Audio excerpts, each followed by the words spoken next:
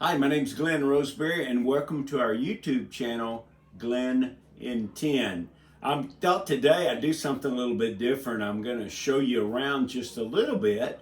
I've done several videos showing you around the Shamba, which is what we call our family farm. But today I thought I'd actually show you where I live.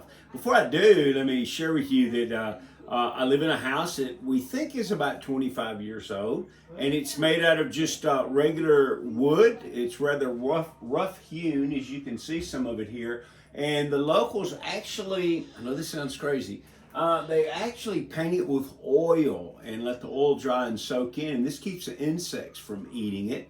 And we're not really high-tech carpenters around here either. My cameraman's smiling. I see he's laughing at us a little bit. But we don't really finish boards out. We don't really put boards up to where they fit together a lot. There's always spaces so you can kind of see into the other room a little bit.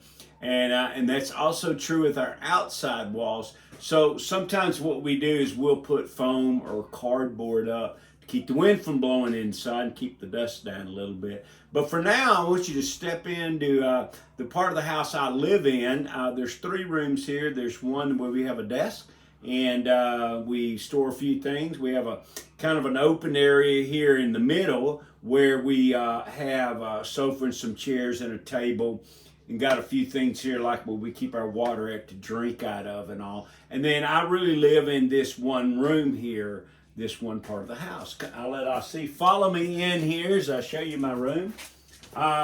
It's about 8 foot by 12, I think. I'm not sure. Haven't measured it in years. But I have a small desk in here, a little bit of storage space here, and then I had this made. It's just a metal thing to hang my clothes up. I'll let, this chair here is actually made out of goat skin. I think that's pretty cool. That's why I got it. And then I'll let Asif come in, and Asif, you can have a seat there in the chair. I'll sit here on the bed, and we'll talk just a little bit. Our motto is to live poor among the poor, to reach the poor. One of the hard things about being a missionary is everybody assumes that you've come and you've got a lot of money and a lot of funding, and you attract a lot of people that come to you and they kind of think you're a human ATM, and I am not exaggerating. Literally, children stand on the sides of the road and yell zawadi, which means gift. And of course, many people come to Africa, and they're so moved by the poverty and really just the difficulties that people have here, from things as simple as not having clean water to not having enough food sometimes.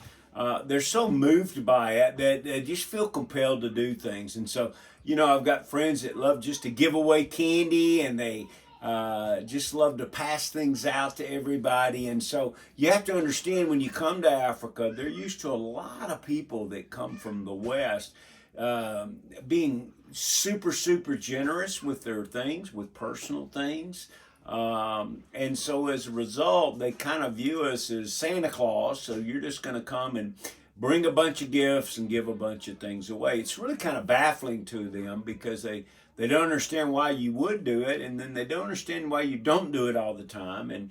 And so we're a little bit of a mystery to them. So when we come poor and we live poor with them, so we're not driving fancy cars or like many Westerners do here, that we don't live behind a big stone wall in a big fancy house with the concertina wire across the top and a guy with a gun out at the gate, which is very common for Westerners to do in this area.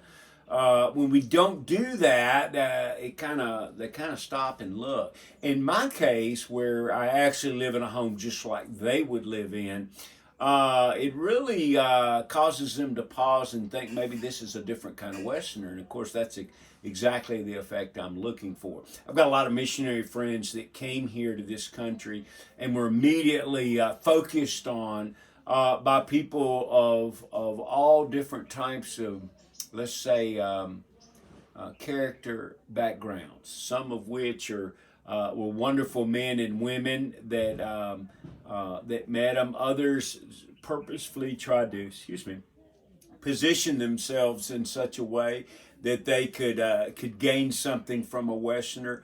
And you have people that are like con artists that will literally pretend to be whatever you need them to be in order to get close to you.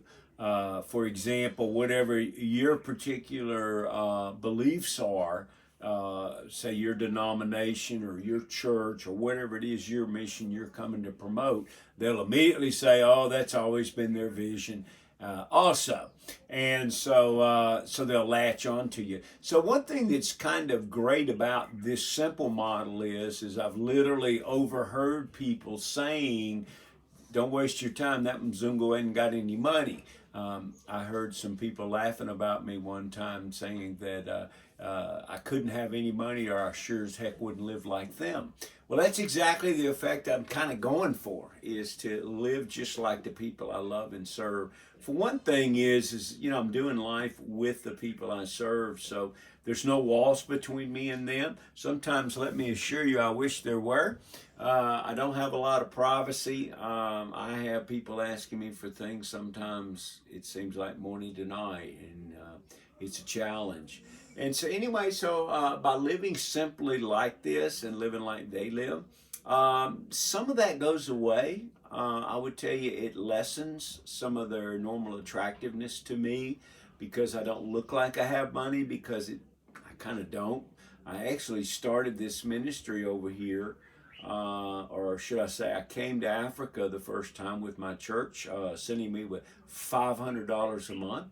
And I had one brother pledged $10 a month, and one brother pledged $200 a month, but then had a business downturn. And after I'd been here just 60 days, was no longer able to fulfill that. Before too long, I picked up one other brother that had $50 a month that he could give.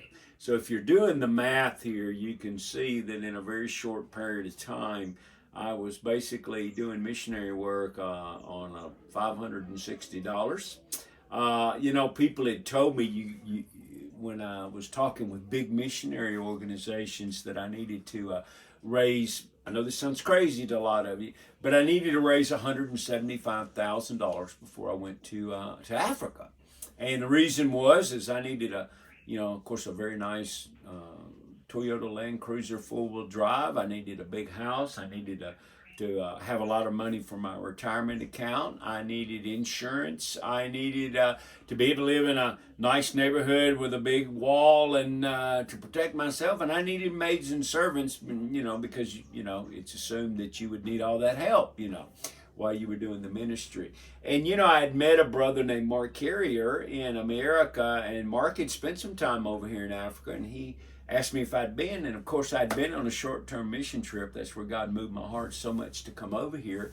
And Mark said that if I was willing to live like an African, that I could live on $500 a month, I'd have enough for me to live on, and also enough left over to help other people. But I had to be willing to live like an African. And having been over here, I knew it couldn't take too much to live like they live, because they live so simply.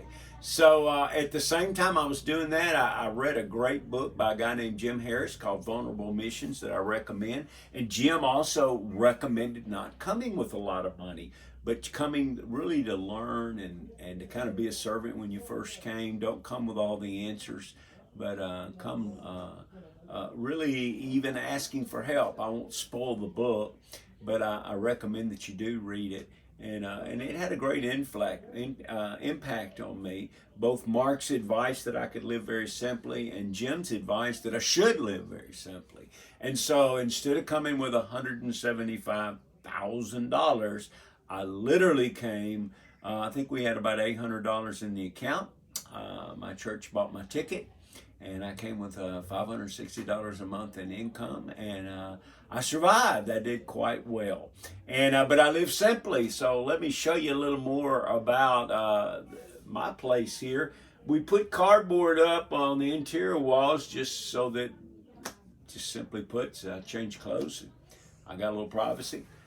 We also have cardboard on the outer walls because in certain spots, this is actually a piece of foam here, in certain spots it was so wide the wind and dust comes in too much. And this piece of foam that we nailed up to the wall here, actually the previous owner did, it keeps the cold air from blowing in on me as well. And so I appreciate that. This is a local bed that I had made here locally, and just a little foam mattress. This is what we all sleep on here. We have just regular concrete floors, and then we have mabati roof. That's Swahili for a tin roof. And let me tell you, when it rains hard, it's awfully loud. I actually have electricity now, as you can see. The vast majority of my time here in Africa, I didn't. I got by with a solar bulb. And I just praise the Lord for having electricity. I used to have a very hard time even keeping my cell phone charged.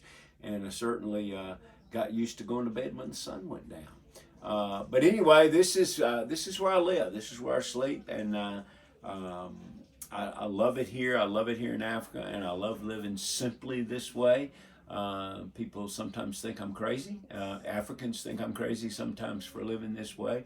But I'm just going to tell you, living simply and living in such a way where I'm so accessible and available to other people, they can see that, we don't spend a lot of money on Glenn and amenities and things like that. I do have a very good smartphone. That's a very good iPad. I do have nice technology so I can communicate with people around the world and help tell stories when we need to raise money for special projects. But I thought today I would just kind of show you where I live and let you have a feel for that. And this is it. This is what it looks like when you're trying to live poor among the poor to reach the poor. So anyway, I hope you've enjoyed this little segment. I'm going to show you around a little bit more, but I wanted to take some special time today and sit here on my bed and just tell you a little bit about our model. So we're kind of low-keyed here. We're not fancy. We don't have any big technical expertise in putting these videos together. I hope you can appreciate we're trying to keep things simple. And thanks for tuning in and listening. And let's go and take a look around at some of the other places. Thank you so much. God bless you.